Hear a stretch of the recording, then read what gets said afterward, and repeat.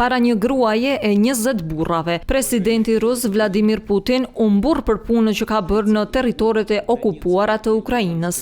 Që nga 2022, kur aneksoi jashtëligjshëm Donetskun, Luhanskun, Zaporozhjan dhe Khersonin, tha se ka riparuar 5400 kilometra rrugë.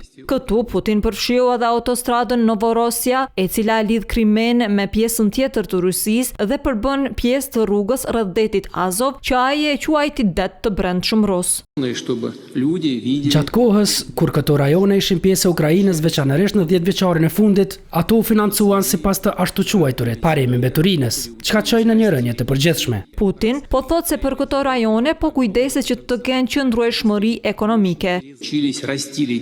Tani është e domosdoshme që në një fazë të re të shpalosim dhe të realizojmë plotësisht këtë potencial të madh, duke siguruar një rindërtim të fuqishëm dhe zhvillim të qëndrueshëm ekonomik në këtë rajon historik.